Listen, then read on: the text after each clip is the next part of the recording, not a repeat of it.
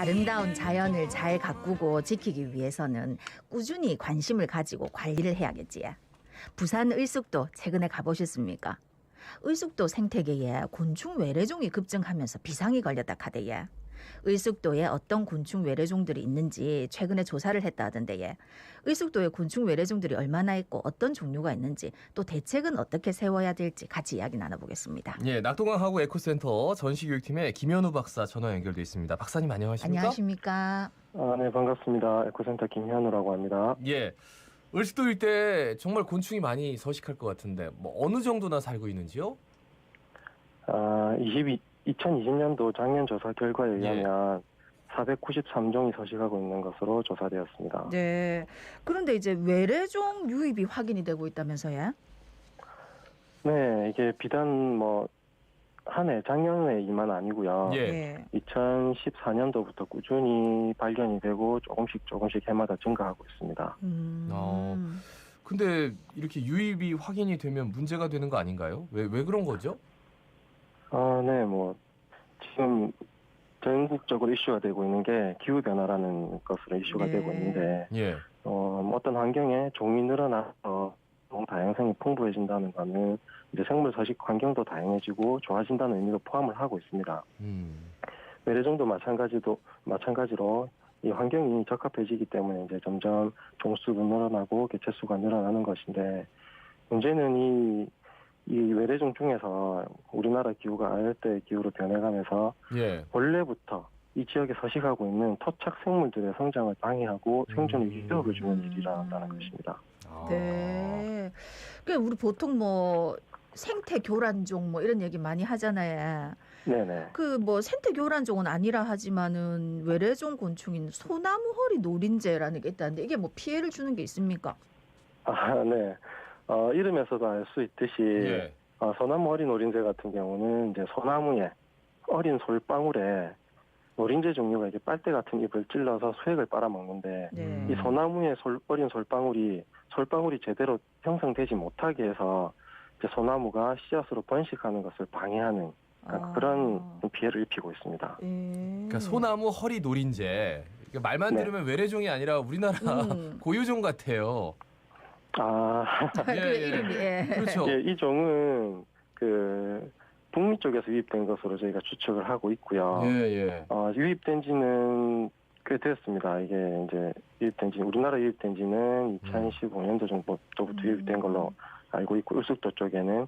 근데 이 노린재 같은 경우는 을숙도뿐만이 아니라 전국적으로 소나무에 많이 피해를 주고 있는 그런 현재 상황입니다. 북미에서 온 녀석이 소나무를 이렇게 건드리네요. 그러니까.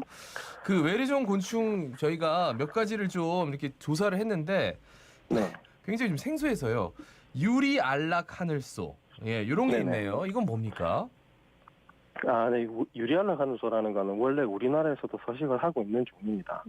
그런데 예전에는 우리나라에 서식하고 있는 이 하늘소는 되게 보기 힘든 귀한 종이었는데, 최근에 유리 알락 하늘소가 낙동강뿐만이 아니라 태화강, 인천, 순천에서 다량 발견이 되면서 이 하늘소가 버드나무를 식혜를 하는 것이 발견이 되어서 이제 조사를 시작을 하게 되었는데, 최근에 서울대 이승현 박사가 여기 관한 논문을 썼는데요. 우리나라의 큰 항구인 부산, 그다음에 인천 이렇게 통해서 유입된 것으로 보고 있었습니다. 그래서 이 유리알락 하늘소는 중국을 통해서 우리나라에 유입이 된 걸로 추측을 하고 있고요. 이제 문제가 되는 게 우리나라에 원래 있던 유리알락 하늘소와는 다르게 같은 종임에도 불구하고 버드나무를 가해를 하면서 개체수가 한꺼번에 많이 늘어난다는 것이죠. 버드나무를 어떻게 가해하는데요? 네. 많이들 궁금해하시는 부분인데, 버드나무 숲에다가 겉에 표피에다가 이빨로 상처를 내어서 수피와 목줄부 사이에 산란을 합니다. 알을 낳습니다. 그 알이 이제 애벌레가 되고 나무 속에 확인이 되지 않지만 나무 속에 이렇게 구멍을 뚫으면서 그 줄기부를 이제 먹이로 활용을 하면서 나무한테 가해를 하는 그런 형태입니다. 그 구멍을 뚫으니까 나무가 되게 약해지겠다, 그지? 그렇게 약해지면서 구멍이 많아지면 애벌레가 많이 서식을 하면 네. 버드나무 줄기가 부러져 버립니다. 아이고 네. 아이고 그 유리알락 하늘소 아 그렇군요. 이름은 참 예쁜데. 아, 그리고 또 이제 생태계 교란종이라면서 뭐 갈색 날개 매미충, 등검은 말벌 이런 곤충도 있던데 이건 또 어떤 피해를 줍니까? 아, 네. 앞서 말씀하셨던 소나무 허린 오렌지와 유리알락 하늘소는 외래종이지만 생태계 교란종이라고 법적 교란종이라 지정되진 않았던 종들이고요. 예예. 방금 말씀하신 갈색날개 매미충, 등검 말 국가적으로 환경부에서 생태계 교란을 많이 입힌다고 해서 법적으로 지정을 해놓은 종들이기 때문에 예. 제거를 해야 되는 종들이고요. 갈색날개 매미충 같은 경우는 나무의 수액을 빨아먹습니다. 아. 네, 그래서 2010년도에 처음에 우리나라 유역이 됐는데 5월부터 발생을 해서 이제 수액을 빨아먹으면서 배설을 한 이 배설물이 그 나무의 과일, 잎, 줄기 등에 이제 배설물이 안착을 해서 병을 유발을 하는데 특히 과수에 큰 피해를 입히고 있거든요. 근데 뿔쑥대에서는 그렇게 개체 수는 많지는 않습니다. 지금 예. 발견이 되고 있기 때문에 뿔쑥대는 이제 유실수가 많이 없기 때문에 갈색날개 매미충도 많지는 않은 것으로 보고가 되고 있고요. 등검은 말벌은 많이들 알고 있을 겁니다. 최근에 우리나라에 말벌이 많이 늘어서 꿀벌 생산량도 많이 줄어들고 사람들을 공격하는 그런 일들이 비일비재하게 나서 이제 119가 출동하는 일들이 많잖아요. 예예. 주로 이 종 같은 경우는 양봉 농가에 큰 피해를 입히고 있습니다. 꿀벌을 많이 잡아먹죠. 예예. 그래서 이제 꿀벌이 무슨 역할을 하죠? 꽃에 꽃의 네. 수분을 돕잖아요. 네. 예예. 저희에게 물어보시니까 깜짝 놀랐습니다. 예. 아, 순간 선생님한테 뭔가 검증받는 건 줄 알았어요. 예. 아, 그렇죠. 네. 꽃의 수분을 돕죠. 네, 예. 꽃에 그 예. 예, 꽃의 수분을 돕는 예. 이 꿀벌을 많이 가해를 하기 때문에 어. 이런 수분이 필요한 꿀벌 말고 농가에서도 예, 과실 예. 농가에서도 큰 피해를 좀 입고 있는 그런 실정입니다. 아, 그러니까 진짜 해충이 뭐냐면 수액 빨아먹는 것까지는 알겠는데 배설물이 덕해가지고 그죠? 과실수를 네네. 그냥 아주 그냥 다 못 살게 굴고 그 꿀벌들 얼마나 착해요. 예? 근데 그 꿀벌을 다 잡아먹으니까 이 생태계 교란종이 많네. 그죠? 그렇죠. 그러니까 우리 등검은 한테 말벌이라는 꿀을 게 요즘 말벌 잡으면은 그 말벌집들은 다 등검은 말벌이 대부분이에요. 그러면? 아니요, 다른 말벌도 있지만 네. 등검은 말벌 같은 경우는 우리나라에 들어오면서 비슷한 종류의 다른 말벌들의 세력을 약화시키고 예. 점점 등검은 말벌이 많아지고 있는 추세입니다. 그래서 인간의 활동과도 많이 겹치는 부분들도 생기는 거고요. 네. 그거 말고는 또 을숙도 생태계에 피해를 입히고 있는 외래종 곤충 뭐가 있습니까? 이제 발견이 되고 있는 곤충이 많이들 알고 있는 중국에서는 뭐 꽃매미. 예. 예, 꽃매미가 지금은 이제 천적들이 발견이 되어서 천적들이 꽃매미를 가해를 하고 많이 방제도 하고 있기 때문에 네. 개체 수가 많이 줄었지만 을숙도에도 개체 수는 많지 않지만 1년에 한 두세 개체씩 발견이 되고 있고요. 심한 편은 아니고 미국 선녀벌레라고 해서 예. 이것도 미국 쪽에서 넘어온 놈인데 예. 아까 얘기했던 갈색날개 매미충하고 비슷한 작용으로 인해서 예. 피해를 주는 곤충인데 을숙도에는 아직까지 많이 관찰되지는 않습니다. 아니, 그 제일 문제가 되는 박사님, 것들이 근데 해충인데 왜 이렇게 이름이 예뻐요? 아니 꽃매미, 그러게요. 미국 선녀벌레 이거 누가 지는 거예요 이게? 아니 선녀벌레. 우리나라에도 원래는 선녀벌레가 있습니다. 아, 미국 선녀벌레. 그래요? 예, 선녀처럼 이쁜 모습을 하고 있어요. 아 그래서 아니 해충인데. 예쁜데 이게 나쁜 거구나. 네, 이름에 절대 속으시면 안 돼요. 알겠습니다. 이름에 속지 말자. 예. 아, 곤충은. 아니 근데 얘기를 쭉 들으면서 궁금한 게 아니 이 미국에서 이 아들이 어찌 오는 겁니까? 뭐 최근에 우리가 국가 간의 소통이 많아지면서 사람들의 이동도 많잖아요. 예. 네, 그렇기도 하고 농산물이라든지 어떤 식물, 그다음에 외래종에서 사용하고 있는 곤충들이 국가 간에 알지 못하는 경로로 인해서 이동도 많고요. 그다음에 농산물이라든지 이런 걸 통해서 그다음에 뭐 어떤 나무를 수입한다는 데서 그런 그 나무에 딸려오는 알들이 그 국가에 적응을 해서 뭔가 우리나라뿐만이 아니고 전 세계적으로 많아지고 있는 추세입니다. 그럼 이제 외래종에 의한 생태계 파괴를 막아야 되는데 뭐 어떤 네. 활동을 계획하고 계시는지요? 네. 보통 어떤 종의 특성에 따라서 그 개체수를 제거를 하는 방법들을 여러 가지가 이제 뭐 생길 수 있는데 예. 저희 이제 부산시 낙동강관리본부에서는 유리알락 하늘소가 큰 피해를 주고 있기 때문에 예. 이제 특히 버드나무에 피해를 주어서 수간 주사 방법으로 살충제 실험 이런 것들을 많이 해봤습니다. 몇 년 동안 해본 결과 수간 주사가 큰 효과가 없었으므로 이제 생태공원들의 이제 다른 생물들의 서식을 방해하지 않기 위해서 저희는 외부 살충제 살포는 아주 제한을 하고 있거든요. 예.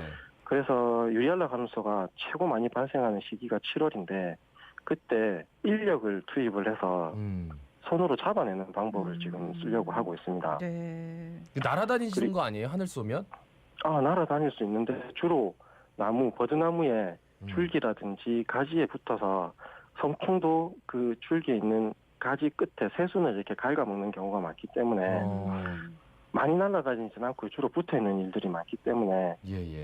저희 뭐 시민단체라든지 자원봉사자들 이런 분들하고 협력을 해서 최고 많이 발생할 때 손으로 잡아낼 계획입니다. 네. 예. 그 외에는 또 어떤 대책이 있으면 좋을지 마지막으로 한 말씀 부탁드리겠습니다.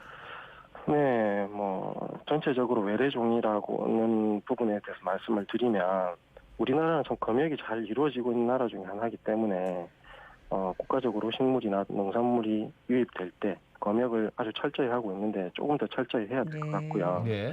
그리고 지금은 뭐 코로나 상황으로 해외에 출입을 하는 사람들이 줄었지만 이 국가 간에 해외에 출입하는 사람들의 인식이 불법적인 식물이나 농산물들 유입에 좀 유의를 해야 될 것이고요. 예. 네.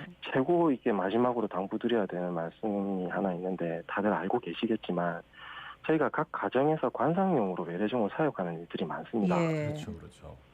근데 이 사람들이 관상용 뭐 거북이라든지 이런 것들을 키우다가 사육이 어려워지면 죽이긴 힘들잖아요. 하나의 네, 생명이기 네. 때문에. 그래서 자연 환경에 방사를 하면 잘 살겠지라는 생각을 가지고 무단으로 외부 환경에 우리 주위에 있는 환경에 방사를 하는 행위가 있는데 엄격히 통제를 해야 됩니다. 네. 이런 작은 행위 하나하나가 우리나라에 원래 살고 있는 토종 생물들의 생존을 위협을 하기도 하고 이 서식지를 파괴하는 결과로 나타나고 있기 때문에 예. 이런 것들을 조심해야죠. 네. 말씀 잘 들었습니다. 고맙습니다. 고맙습니다. 네, 감사합니다. 네, 지금까지 낙동강 하구 에코센터 전시교육팀의 김현우 박사였습니다. 지금 여러분은 부산의 목소리 자갈치 아지매를 듣고 계십니다. 부산 시민 여러분, 아지매 방송을 들으이소. 함께 목소리를 내주이소.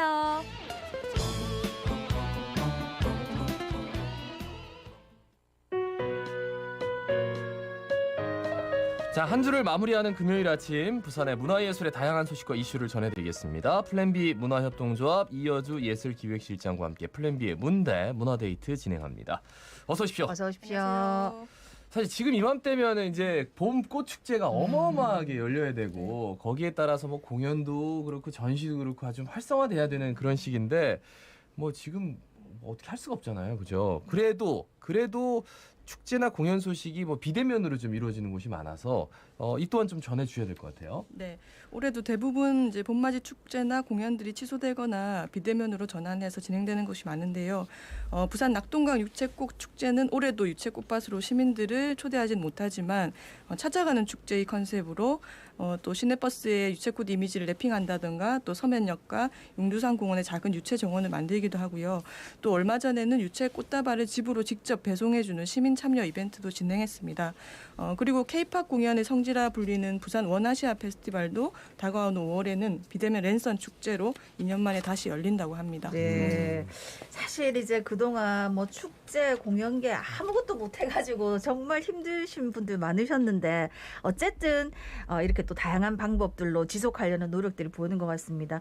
부산 연극제는 작년에도 이제 코로나 상황 속에서 개최했는데 올해도 개최한다고요? 네, 부산 연극협회에서 주최하는 부산 연극제는 매년 봄에 열리는 부산 연극인들의 축제이자 대한민국 연극제에 참여할 부산 대표 작품을 뽑는 지역 예선이라 할 수 있는데요. 예전에는 많은 작품들을 선보이는 연극 축제의 성격이 강했다면 작년부터는 작품 수를 줄이고 완성도를 높이기 위해 예심을 통과한 두세 편만 엄선해서 무대에 올리고 또 경연을 펼쳐서 최우수 작품 한 팀에게만 대한민국 연극제에 참가 자격을 주고 있습니다. 네. 올해는 4월 15일부터 24일까지 열흘 동안 부산 시민회관과 부산 문화회관에서 열리는데요. 총 3편의 작품이 관객들과 만날 예정입니다. 그러면 이제 경연을 하는 거네요. 네. 관객들을 통해서 3편의 작품들. 짧게 좀 둘러보겠습니다. 올해는 좀 어떤 작품이 최우수 작품으로 뽑힐지도 궁금하고요. 네, 세 편의 작품을 짧게 소개해드리면요. 예. 사북 탄광촌에서 석탄을 캐는 광부와 가족 이야기가 담긴 극단 누리에의 검은 입김의 신, 그리고 치매라는 소재를 통해서 세대 간의 갈등을 담은 극단 따뜻한 사람의 복길 잡화점의 기적, 그리고 또 용문도 모른 채 미실에 갇힌 4명의 인물을 둘러싼 추리극인 극단 아이컨택의 필라멘트 총 3편의 작품이 무대에 오를 예정입니다.